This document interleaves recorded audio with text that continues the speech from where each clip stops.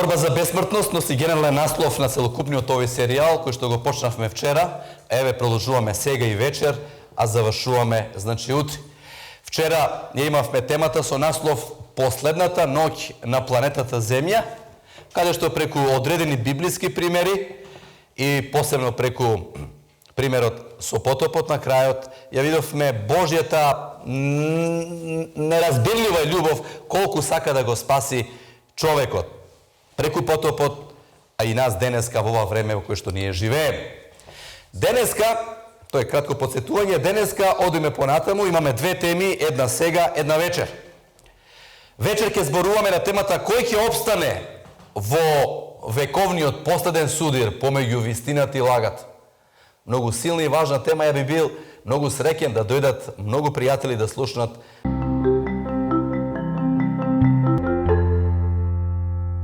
Но еве сега зборуваме значи за оваа тема, оваа проблематика која што носи наслов Библиска панорама на завршните настани.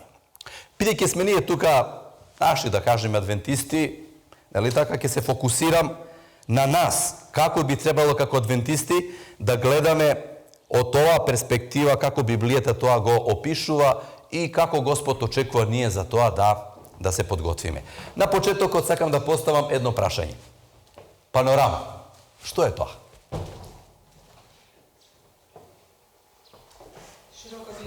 Широка гледка. Нели така? Така е. Кога ќе се качуваме на едно повисоко место, нели така? И имаме прилика да гледаме доле што се случува. Има разни дефиниции. Значи, од една перспектива гледаме сите работи од почетокот до крајот. Видите, драги мои, Библијата има повеќе работи што се опишани во Библијата. Имате пророштва во Библијата, што денес ќе споменеме секако, значи имате историја во Библијата, имате поезија во Библијата, имате проза во Библијата, кој имате планот за спасението запишано во Библијата, но во Библијата имаме еден панорамски приказ. Панорамски приказ на настаните што ќе се случаат до второто Христово доаѓање, мада и после второто Христово доаѓање имаме запис на сето она што ќе се случи. Еве еден текст. Не знам дали од оваа перспектива овој текст сте го проучиле до сега во Библијата. Овој текст се наоѓа запишан во посланието до римјаните. 13 глава, 11 стих. Мислам дека е клучно важен текст на почетокот пред да одиме систематски да ги споменеме тие настани. Што пишува едноставно во овој текст? Павле се обраќа на верниците. Знаејќи го ова време, дека веќе часот настапи, да се разбудиме од нашиот сон, бидејќи сега спасението ни е поблиску него ли кога поверувавме. Како им се обраќа Павле на верниците, со кои зборови? Првиот збор кој е? Знаејќи. Тие и јас треба да знаем. Ние не сме во неизвестност. Знаете ли кој не сака да не знаат што ќе се случи? Па ѓаволот. Да бидеме дезориентирани. Да немаме информации за тоа што едноставно ќе се случи. А Бог ни оставил информации. Треба да читаме. Што вели откривање? Блажени се оние што ја чуваат Библијата во полици и не отварат, или само во сабота ја отварат. Или кој ќе треба да имат служба, да се подготват само. Не. Блажени се оние кои што ги читаат овие пророштва. И знаат. А Павле вели, ние го знаеме ова. Што треба ние да знаеме? Видите, Библијата е наша мапа. Мапа. Која што ни дава прецизен патоказ за она што ќе се случи.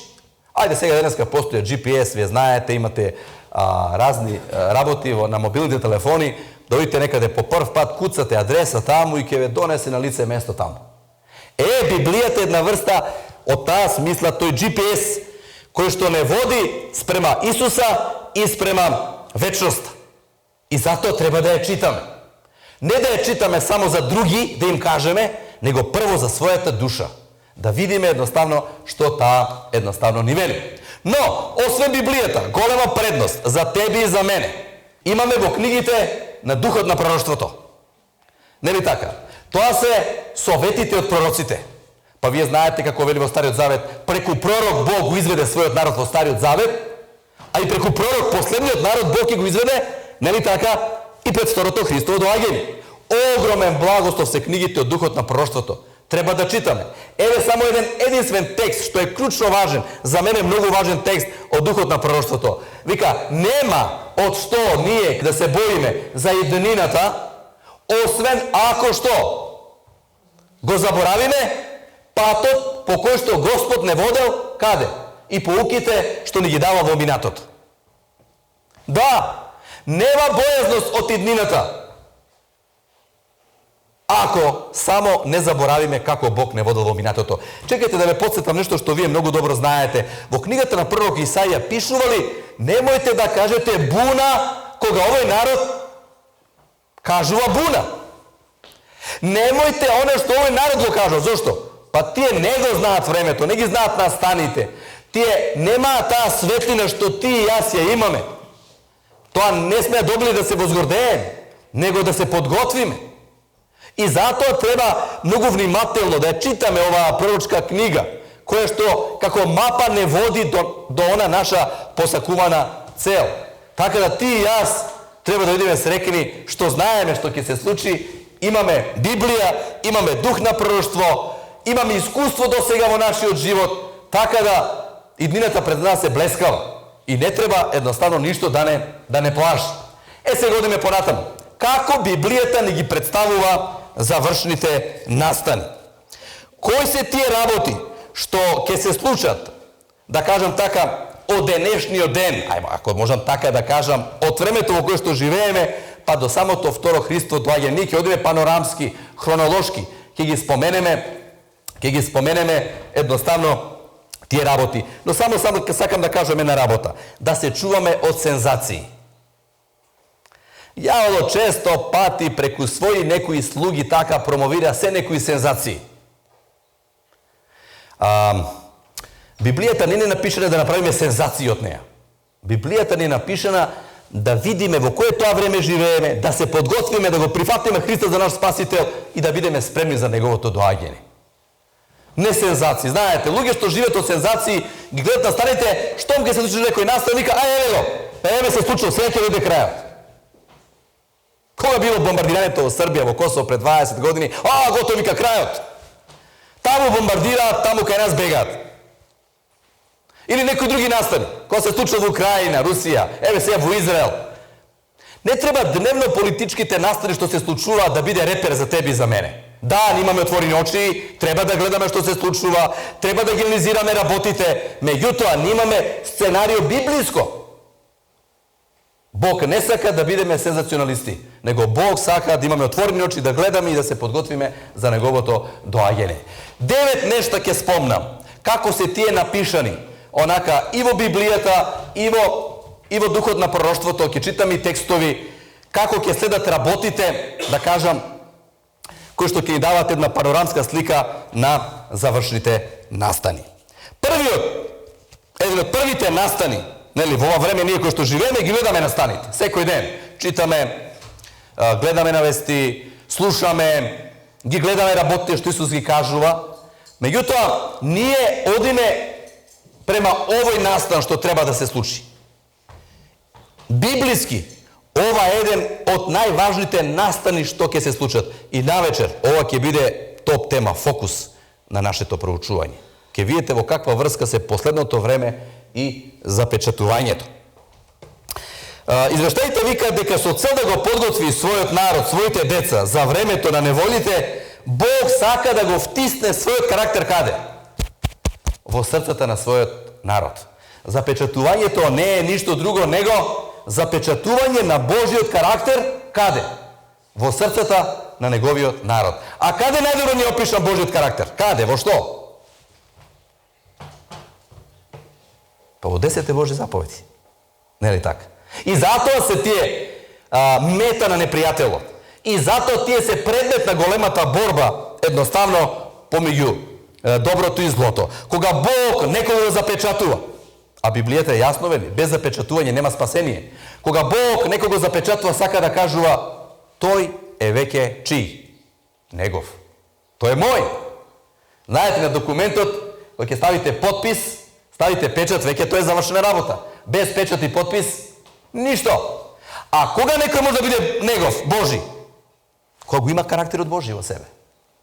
Така да, запечатувањето Бог го врши, значи, од моментот кога сме се обратиле, ние сме запечатени со Светиот Дух за спасение. Нели така? И се стремиме ние понатаму. Сега не знаеме дали живи ќе го дочекаме Исуса Христа или ќе одиме на привремен починок. Но Библијата јасно вели, пред било кој, некој да го заврши својот живот, тој мора да направи избор. Дали ќе му дозволи на Бога да биде запечатен или едноставно ќе биде жигосан. Еве го тој текст што стои запишан во Откривение 7 глава и очитам и навечер. Потоа видов 4 ангели како стојат на 4 агли од земјата, држејќи ги 4 земни ветрови, за да не дува ветерот ни на земјата, ни на морето, ниту на некое дрво. И видов друг ангел како се подигаше од исток, кој имаше печат на живиот Бог. И тој извика со висок глас кон 4 ангели, на кои им беше дадено да ја растурат земјата и морето, велејќи: не пакостете и на земјата, ниту на морето, ниту пак на дрвјата. Зошто? Бог нешто треба да направи претходно. Додека не им ставиме печат врз челата на слугите на нашиот Бог. Се држат ветроиштата на овој свет со цел едноставно да се заврши овој чин на запечатување, Бог да ги одели неговите и да се знае кој едноставно ќе биде спасен. Вие знаете, запечатувањето е поединечен процес, секој сам Бог тоа го гледа, така да тој тоа ќе го направи, но оно што многу важно треба да го извлечеме од овој прв, од овие 9 работи што ги споменеме во контекст на запечатувањето е следното. 3 важни работи, да не заборавиме. Прво, само подготвените ќе бидат запечатени. Нормално. 5 кои што станале од спиење, девојки го чекале младоженецот, само тие младоженецот ги зел, останатите не ги зел. Само подготвените. И тие заспале. Ама го слушнале гласот, се разбудиле. Подготвените младоженецот ги зел. Само подготвените ќе бидат запечатени. Втора работа, да бидеш подготвен, значи да бидеш очистен од секој грев. Тоа е патот кој што Господ го трасирал.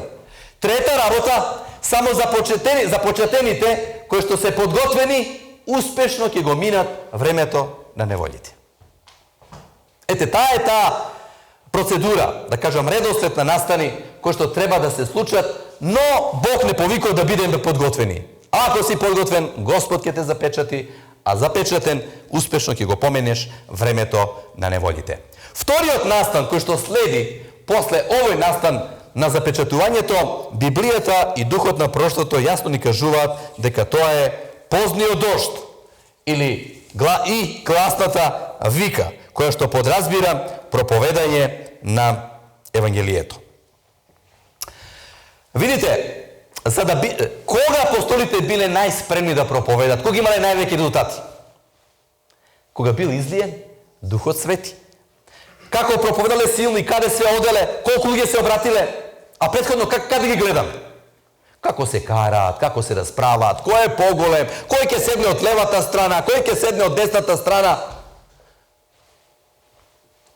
Меѓутоа, суштинска разлика пред 50-ница и после 50-ница. И Бог знае, драги мои, дека неговиот народ, адвентниот народ, за да биде успешен, ефективен на крајот, треба да го има тој искуство на 50-ница, да го добие, за да може силно да го проповеда Словото Божие. И еве го текстот во Откривение 18 глава, кој што ни дава информации за оваа работа од 1 до 4 стих. А по ова видов како слегува од небото друг ангел, кој имаше власт голема, а земјата светна од неговиот болскот, и извика силно, зборувајќи со висок глас: падна Вавилон големиот, и стана ѓаволско живеалиште и засолниште на секаков нечист дух, свратилиште на сите нечисти и гадни птици, оти со виното отровно на своето блудство ги напои сите народи. И царевите земни блудствуваа со неа, а трговците земни се збогатија од незината голема раскош. И еве го сега тој позен дожд или гласна вика во следните зборови запишани на крајот. И чув друг глас слушнав од небото да вели: Излезете од неа, луѓе мои, за да не учествувате во гревовите неизини и да не се заразите од раните неизини. Моето прашање, кој овие зборови ги кажува? Кој овие зборови ги проповеда? Излезете од неа, луѓе мои, за да не учествувате во гревовите неизини.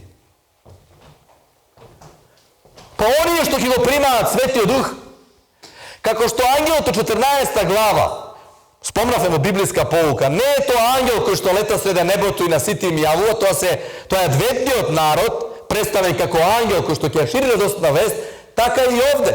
Луѓето што ќе го примаат позниот дожд, изливањето на Светиот Дух, ќе добие таква огромна сила и снага, што тие ќе одат и ќе проповедат и по другите цркви, да испадат луѓето што се Божи, ќе проповедат и на теисти, на сите, и ќе им кажат, сега е последна шанса, последна прилика, излезете. Да, вие знаете, ништо ново не ви кажувам. Бог има народ, и меѓу православниот свет, и меѓу методистичкиот свет, и меѓу муслиманскиот свет, и меѓу католичкиот свет, и меѓу еврејскиот народ. Сега, нажалост, ќе се случи нешто, вели духот на пророштвото, и видела во визија Елен Вајт, вика како еден по еден од оние што не биле посветени во црквата ќе напушта црквата. Ама вика, на име на нив, десетици ќе дојдат од другите места. И ќе биде еден пастир и едно стадо. Да. Но, нажалост, големата борба вели и во најдоброто време во црквата постоеле две категории луѓе. Никому начело не пишува кој е посветен, не. Но, драги мои, да се потрудиме да никој да не биде надвор таа Божја милост што Бог ни кажува. Еве го, одно тој настан, ете тука е. Тој позен дожд, тоа проповедање, таа гласна вика, тоа силно манифестирање на Божјата сила ќе доведе до третиот настан што ќе се случи, а тоа е решетањето. Решетањето. Ајде да го прочитам прво текстот во книгата на пророк Амос, 9 глава, 9 стих, едноставно да го прочитаме, а потоа малце да кажеме некоја мисла, многу важна, суштината на самото... Видите, овие 9 работи всушност се 9 теми, што би можело секоја вечер да имаме тема по тема и да одиме онака детално за секој од нив да збориме. Меѓутоа, ова е само една панорамска слика, рековме, за завршите наштани што ќе се случат во овој свет. Да го прочитаме текстот во Амос, 9 глава, 9 стих, а потоа и да кажеме суштината на решетањето. Jer, бидејќи вели Господ, 9.9 Амос, јас ќе заповедам и ќе отидат, ќе се разметнат, вика, меѓу синовите на народот, домот Израелев, како што ќе се разметне житото во решето, да ни зрно не падне на земја. Таа слика од земјоделието, нели така, вие на вас е и како многу позната, се зема во Библијата да се опише таа ситуација кога ќе се одвојат оние што се тотално посветени на Бога и оние кои што целосно не се посветени на Бога. Јас само сакам една мисла во овој дел да кажам, што мислам дека ќе стави круна на ова што го кажуваме сега, пред да одиме понатаму.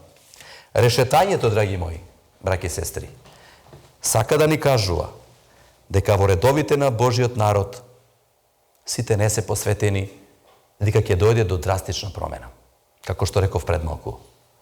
Ќе заминат некои луѓе, а некои ќе дојдат. Па вие знаете, јас сум 30 и колку години во црква, има од мене и луѓе што се повеќе 40, 50 и 60 години.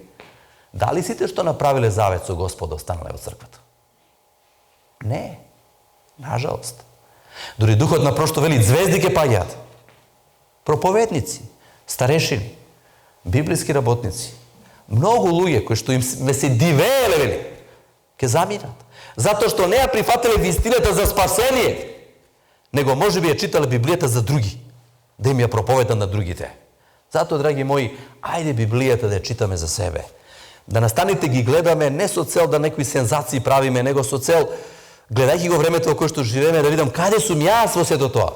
Што ми веди цел свет да го добијам, вели Исус Христос, а на душата своја едноставно да и наудам.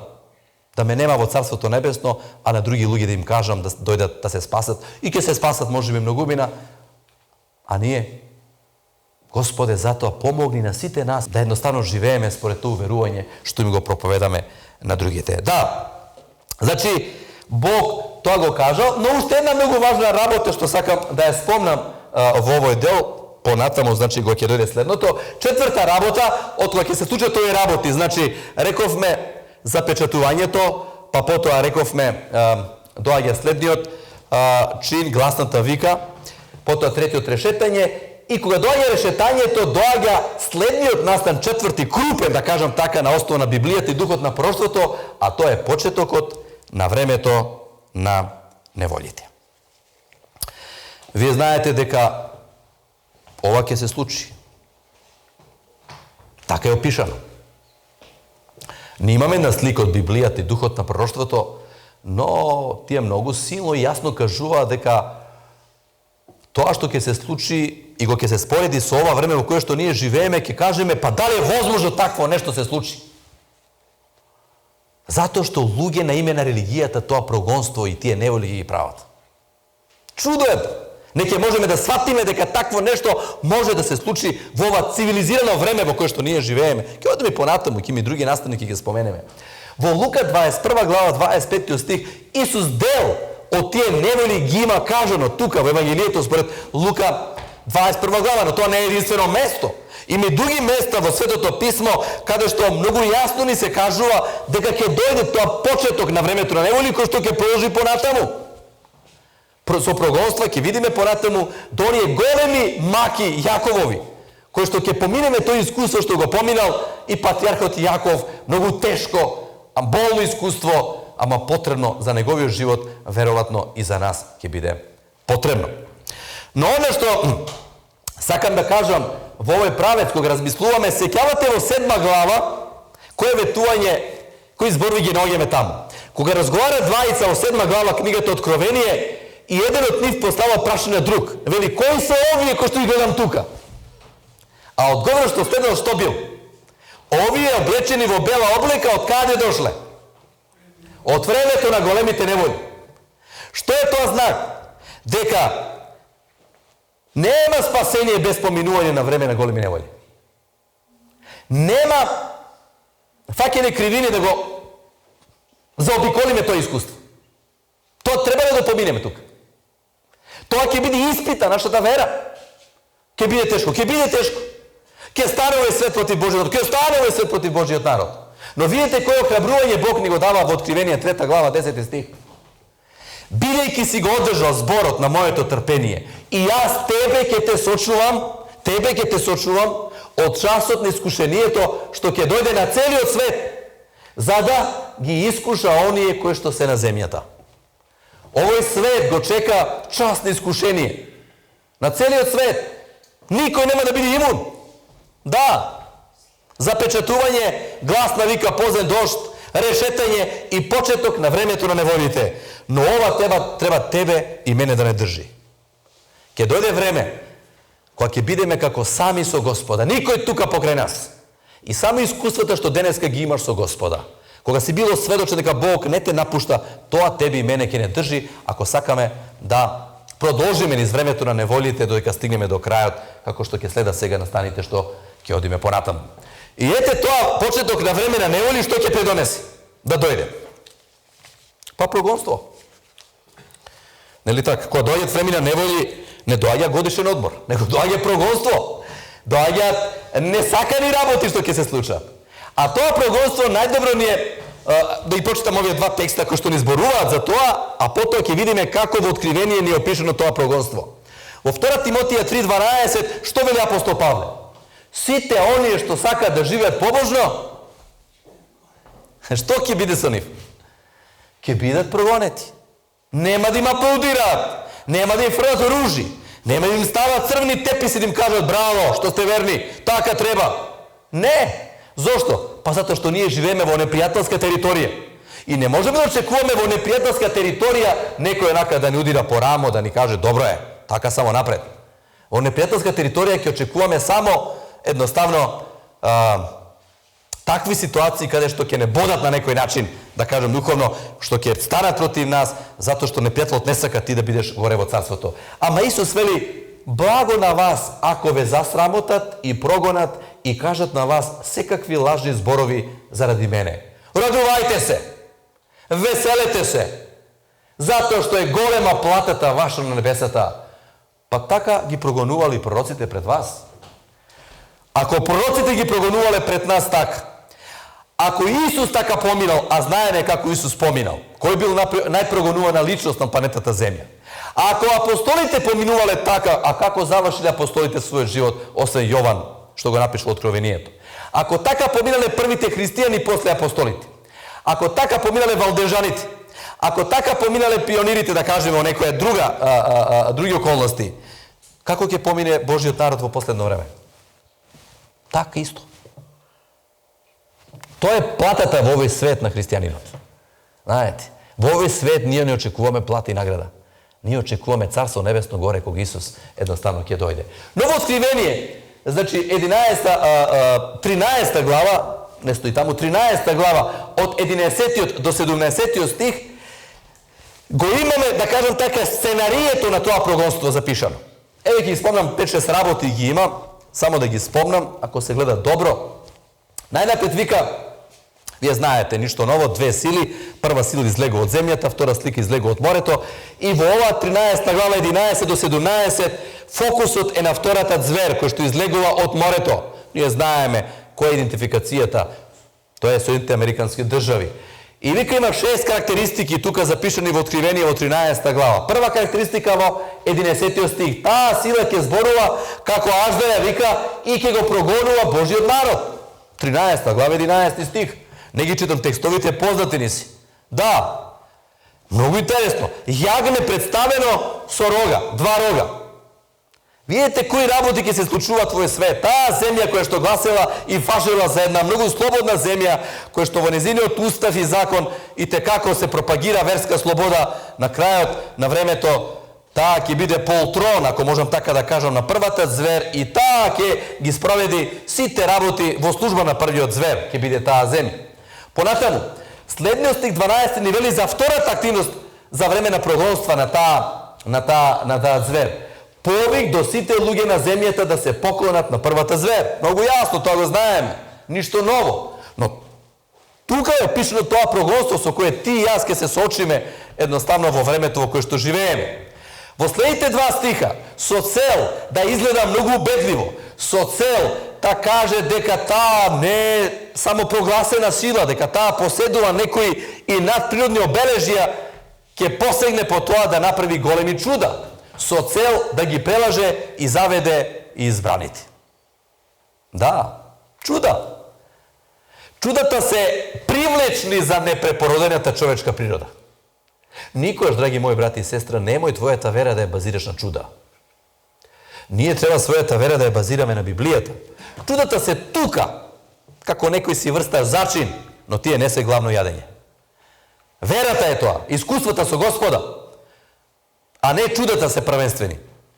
И таа сила ќе употреби чудата да ја остvari својата цел. Четврта работа. Ќе нареди да сите што живеат на земјата да направат икона на првата звер. Вие најдобро тоа знаете, чисто само да знаете, историска позадина за овие стихови во Откровение 13 глава 14 до 18 е Данило 3 глава. Кога царот прави кип, вие знаете, нели така, тоа е најдобра историска позадина. Кип и каде што очекува сите на знак на музиката да се поклонат. Ете тоа е тоа. А ние знаеме што ќе биде тоа. Нели така ќе биде заменет седмиот ден, саботата со недела, таа икона зверина и ќе се бара целиот свет едноставно да ја почитува. Понатаму, предпоследна работа, 13 до 15, пред самиот крај на пробата, ќе издадат и неделен закон. Видите, па, нашата земја донесе неделен закон. Вие знаете. Според законот во недела, ако работите сега, вие може да ве казнат. Тука, во Македонија. Но се уште е тоа како? Лабаво. Да се испита теренот. Да се види како размислуваат луѓето. Но ова нема да биде некоја шала. Значи, нема да биде шала тоа, него тоа ќе биде едноставно прашање на живот и смрт. Последната борба ќе се води во прашањето на кого ќе се поклониш. На Бога или на овој систем, на ова земја. И на крајот ќе ги наведе сите луѓе да го примат жигот на зверот. Како што рековме, пак се враќаме на тоа, Или ќе бидеме запечатени, или едноставно ќе бидеме жигосани. Нема трета категорија. Нема ја не сакам едно и друго. Кога не сме со едното, ние сме со другото. Ние тој избор само го имаме. Или ќе дозволиме да бидеме запечатени, или едноставно ќе бидеме жигосани. И како ќе поминат оние што нема да дозволат да бидат жигосани? Прогонети. Нели така? И таа последна борба, што ќе се води помеѓу Божиот народ и силите на овој свет, во Библијата е опишана како? Армагедонска борба. Еве го текстот во книгата на Откривение, 16 глава, 12 до 16 стих. Шестиот ангел ја изли чашата своја во големата река Еуфрат и се пресуши водата нејзина, за да што? Се приготви патот за царевите од сончевиот исток и видов кога од устата на змевот и од устата на зверот и од устата на лажниот пророк излегува 3 нечисти духа како жаби. Да, оти тоа се ѓаволски духови кои прават чуда и пазите сега многу важна работа. Кај одат овие 3 нечисти духа што прават чуда? Кај кого? Царевите на овој свет. Чекај само да ве прашам, кој се, ќе очитам текстот понатаму. Кои се царевите на овој свет? Кои управуваат со државите, да кажам? Ајде. Имаме, добро сега, има нешто што е видливо, што ние гледаме, има и невидливи сили кои што управуваат со нив. Да бидеме начисто. Не мислам само невидливи на ѓаволот и демоните, има и невидливи кои што стојат зад председателите и премиерите на државите. Тоа многу добро ние го познаваме, како такво да не влеземе, значи, во поединечни работи. Меѓутоа, првите луѓе во државите, да кажам така, тој естаблишмент, да кажам, нели, во една држава, председателот, премиерот, председателот на собранието, членовите на владата, значи, кој преку нив ќе делува? Чии духови ќе ги водат? Према Библијата, викам сам. Тоа не е нешто што јас сум го напишал. Тоа е нешто што Библијата, Бог го открил, што ние треба да го читаме, да го видиме и да едноставно размислуваме за тоа. Еве кој ќе ги води, вика. И тие, вика, ќе се соберат во војна. Аха, ние слушаме сега војна таму, војна. Сите тие војни не се ништо против војната што ќе стане против Божиот народ. Таа војна, вика, тие директно со Бога ќе имаат. Jer кој дира во Божиот народ, кој допира во Божиот народ, кој се фаќа за Божиот народ, вели Библијата, за кого се фаќа? За Бога. Така пишува. И ете, вика, понатаму, ете, јас доаѓам како крадец, блажен е оној кој што бдее и пази на лиштата своји, за да не оди гол и да не се гледа срамот негов, и ги собра на местото наречено по еврејски Армагедон. Да, последната војна или судир помеѓу доброто и злото. Се, ај вака да збориме. Само ви спомнав, ова е рафално, панорамски, за секоја тема можеме по саат време да зборуваме, по едно предавање, но само најважните работи. Гледано човечки, кој ќе стане цел свет, со таа техника што има, со тоа вооружување што го има, против миролюбивиот народ кој што не се бори, кој што не влегува во кавги, да кажам, што не е ратоборен, а ќе биде прогонет. Не ли ви е тоа игра на Давид и Голијат? И кој ќе опстане? Кој ќе опстане? Гледајќи човечки. Не гледаме сега она духовна, да кажам, духовна страна, каде што е Бог, ангелите, никој не може против нив. Гледаме човечки вака сега. Ќе успее Божиот народ да се спаси без Бога, без заштита Божја? Исус Навин отишол да го освои Ерихон. Кој му се појавил тука? Војник? И што вели од Исус Навин? Кажи, вика, ти си од нас или од нивните, вика, кажи. Одма, борбен дух. Не, вика, не сум, него јас сум војвода на војските небесни. И што направил, го разбрал, кој е? Одма, си изул обувките, се поклони и сватил што? Чии се војните? Господови. Ти и јас ке војуваме против овој свет. Ке имаме оружување. Не, Бог ќе го води сето тоа. Така да нема што ние да се плашиме. А Бог ќе се грижи за сите твои потреби. Да, Бог ќе се грижи за сите твои потреби. Кога ќе биде донесен тој неделен закон, кога ќе се донесе тој проглас за прогонства, ние не можеме да живееме, вели Духот на проштвото, секојдневен живот во градовите, како што сме си живееле, да си одиме. Не можеме. Библијата јасно ни вели, тоа е знак да ги напуштиме и големите места, па дури доаѓа време и помалите места, каде што за се уништат ќе ни бидат други места, каде што на некој начин ќе го поминеме тоа завршно време пред самото второ Христово доаѓање и вели Библијата према Исаја 33 глава, Бог ќе се грижи за нашите потреби. И сега доаѓаме до последните уште 3 работи што сакам да ги спомнам пред самиот крај, а тоа е веќе вистинското време на неволите. Почна веќе времето на неволите број 4, па почна прогонството, доаѓа Армагедон, значи веќе ова се големо време на неволи. Вистинско време на неволи е дојдено тука. И чисто ова само го знаеме, решетањето е веќе завршено, се одлучило веќе кој е на Божја страна, кој не. Запечатувањето е веќе завршено, 4 ветра веќе се спуштени веќе, готово, ангелите ги пуштат, хаос се случува едноставно веќе во овој свет, големи неволи и проблеми. И што прави Исус во оваа ситуација, сега кога доаѓа времето на неволите, спрема Данило 12 глава 1 стих. Што прави Исус? Таму. Само да видам овој текст, добро, после ја читам. Што прави Исус во овој момент кога доаѓаат тие големи неволи? Ги остава Божиот народ, така? Не. Пророкот Данило гледа како Исус се подига, Михаил и што? Оди во потрага на својот народ да го ослободи. Но пред да го ослободи, еве да го прочитам овој текст, што го прочитавме и пред малку. А еден од старците прозборија и ме праша: оние облечени во бели облеки, кои се и од каде дошле? А јас му одговорив: ти знаеш, Господине. А тој ми рече: тие се што дојдоа од големи неволји. Тие ги испраа облеките своји и ги избелија со крвта на јагнето.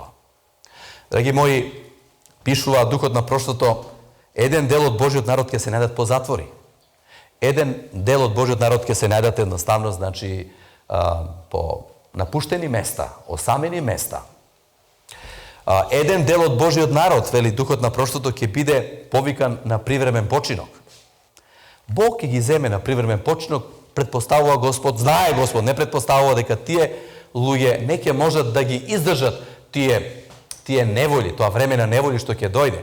И Бог не сака, можеби, мали деца, постари луѓе, Бог ќе ги земе во привремен починок, едни во затвори тука, а едни едноставно прогонети. Расијан ќе биде Божиот народ. Молитвените домови тогаш нема да ни бидат од корист. Тогаш нема Божиот народ да се собере, да му пее, да го слави Господа, да си го обнови заветот со Господа. Сега ни е приликата за тоа. Затоа сега треба да дојдеме на престолот на благодата, да примиме помош за она време, едноставно кога ќе ни треба. Меѓутоа, во ова големо време на неволја, ќе се одреди ден и час кога сите што се непокорни, непослушни, едноставно ќе бидат убиени. Ќе се донесе налог за нив убиство, да кажам така. Налог, значи декрет да бидат тие убиени. Видите, ѓаволот ја игра својата прљава игра од секогаш, сега на крајот највеќе, не можејќи на Исуса, не можејќи на Божиот народ низ вековите, сега на крајот е разгневен према Откривение 12 глава 17 стих, ќе оди во завршна борба да ги убие, уништи сите тие што се декларираат како оние што не сака да го примат жигот на цверот, нели така, таа икона цверина и кои што одлучиле да ја почитуваат светиот саботен ден. Но тогаш, драги мои, доаѓа времето на ослободување. Тогаш, еве го тој текст, што предно го кажав, да го цитирам од целост, во Даниел 12 глава 1 стих, кој што вели: и во тоа време, кој е тоа време? Времето на големите неволи. Доаѓа за Божиот народ, за тебе и за мене ослободување. Ќе се крене Михаил, големиот кнез, кој го брани својот народ, синовите твои. И ова, алудира на Откривение 12 глава. Данило 12, алудира на Откривение 12, кога Михаило заедно со своите ангели го победил горе во небото непријателот. И не им се најде места веќе на ѓаволот и на неговите присталици, да кажам, и беа фрлени доле на земјата. Ке стане повторно, затоа што не може Бог да го види како неговиот народ е убиен. Не. Божиот народ треба жив да го дочека Бога на небесните облаци. И затоа тој ќе биде ослободен. Бог го знае времето на ослободување. Но тоа време, од кога Исус ќе го напушти, да кажам, местото на последување, ќе биде многу тешко време. Тоа е времето на Јаковови маки, кога ќе живееме без посредник, кога едноставно ќе се прашаме дали сите мои гревови сум ги su ги кажал на Господа, дали ми се опростени? Дали едноставно има некоја мисла, некоја работа што не сум ја кажал? Ете, тоа е тешко време што ќе го поминеме тоа искуство. Но ќе мисли Божиот народ нема да најде такво нешто, затоа што претходно тој го расчистил сето тоа. И ќе настане време тешко, какво што немало откако постојат луѓето па се до денес. Ни најбујната фантазија тоа не може едноставно да го представи. Но ќе видите во тоа време како оние денеска што се карат ќе се смират. И сите ќе станат против Божиот народ. Сите што денеска војуваат, сите денеска што имаат несогласување, на крајот на времето ѓаволот ги соедини да станат сите против Божиот народ. Да. Но вика ќе се спасат. Видите, вика нема да бидат уништени, ќе се спасат во тоа време од твојот народ сите. Кои сите? Кои ќе се најдат запишани во книгата. И вели духот на проштвото, тогаш во тие моменти Божиот народ кој е прогонет, тогаш ќе го слушне денот и часот на второто Христово доаѓање. Уште еднаш да повторам. Тогаш, осма работа е ова, моментно ослободување. Бог го објавува денот и часот на своето второ доаѓање, така вели духот на проштвото. Да ги охрабри верните дека за кратко време Исус доаѓа. Не сега. Сега не знаеме. Ни денот, ни часот, ни годината, ништо. Така вели Библијата. Ама доаѓа време кога тоа едноставно ќе се открие и доаѓа најзначајниот настан. Настанот, копежот едноставно на сите векови. Она која што е наша најголема надеж. Долгото време на чекање веќе дошло. Ноќта на искушенијата се претворила во ден на слава. Ќе дојде денот кога на сите ги кажеме, еве во што ние верувавме. Еве е нашата надеж. Еве го нашиот Спасител. Еве го оние кои што ќе го пратат заедно. Еве го денот на неговото второ доаѓање. Настан кој што ќе направи пресмртница и конечно еднаш за секогаш Господ ќе направи крај на гревот. Ќе ги земе своите спасени и едноставно ќе одиме во вечноста. Драги мои, ова е една панорамска слика што имавме, значи да ја гледаме поврзана значи со настаните што ќе следат. Еве го тој текст што го знаеме многу добро, што вели: ете иде од облаците и ќе го види секој око, и оние што го прободоа, и ќе се расплачат пред него сите земни племиња. Да, амин. Јас сум Алфа и Омега, почетокот и крајот, вели Господ, кој е, кој бил и кој иде, Вседржителот. Верувам дека за ова живееме. И треба да живееме. На крајот завршувам се за кратко со молитва, ама уште нешто да кажам. Мора да имаме малце визија и фантазија за тоа. Библиска, како што Бог ни ја кажува. Исус вели: нема веќе од овој род да вкусам, кој бил на земјата, се додека не сте со мене заедно во небото, таму заедно ќе имаме света вечера, па и вели Павле, правете го ова додека Исус не дојде. Ајде, драги мои, ние видовме света вечера, денес имавме, си го обновивме заветот, тоа е многу важен настан. Како ли ќе биде вечерата Господова што Исус ќе ни служи горе? Jer pazite, ќе бидеме расијани на разни места. Разни искуства ќе доживееме. Време веќе нема да има, вечност ќе има. Нема никаде да брзаме. Никој нема да не чека. Старата грешна природа веќе нема да има. Нема да старееме. Нема зло. Ќе имаме претек време. Не може да се мери. Каде што само ќе кажуваме искуства, нешто сме поминале, ќе го славиме дародавецот на животот, ќе се радуваме низ вечноста. Ќе земеме дел во таа огромна света вечера што сам Исус ќе ја подготви. Па то поголема радост од тоа нема, драги мои. Овој свет има свој почеток и крај, но тој свет што Исус едноставно ќе го донесе, нема да има крај. Ете, тоа е нашата надеж. Ете, тоа е библиската панорама на завршните настани. Господ нека ни помогне да поминеме ни сите овие настани подготвени за неговото второ доаѓање. Амин.